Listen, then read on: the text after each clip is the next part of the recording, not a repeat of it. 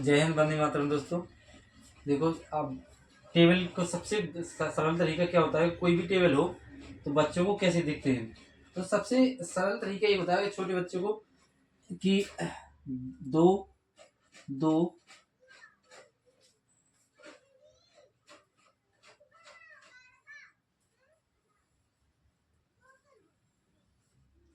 इस प्रकार से लिख लेंगे। ठीक है, ये थोड़ी ज्यादा होगी नीचे तक, तो थोड़ी और ऊपर से लिख लें, पास पास में लिखें मेरे।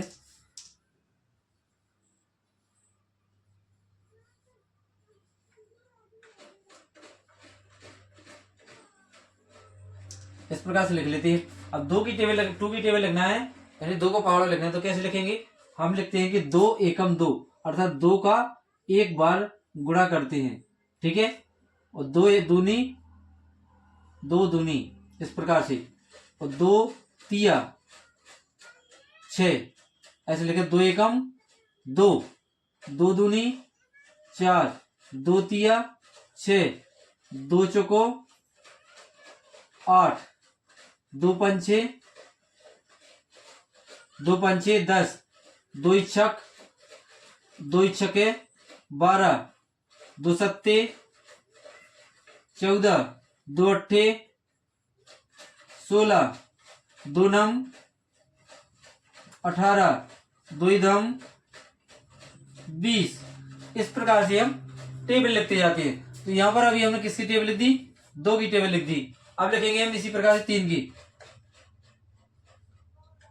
3 3 3 3 3 3 3 3 क्या बार हो गए, 1 2 3 4 5 6 7 8 9 10 बार हो गए। अब इसको लिखेंगे 2 एकम, वो सॉरी 3 एकम 3, 3 दूनी 6, 3 तिरका 9, 3 चौको 12, तिपाती 15, तिछंग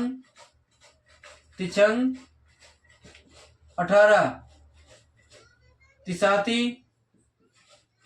21, तिराठे 24, तीन नाम 27, तीन धम 30।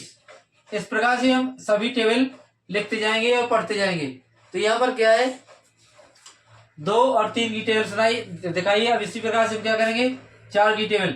4 एकम 4, 4 दूनी 8, 4 ती 12, 4 चौको 16, 4 पंचे सॉरी यहाँ पर 4 लेना, 4 पंचे 20, 4 छंग 24, 4 सते 28, 4 आठे 32, 4 नम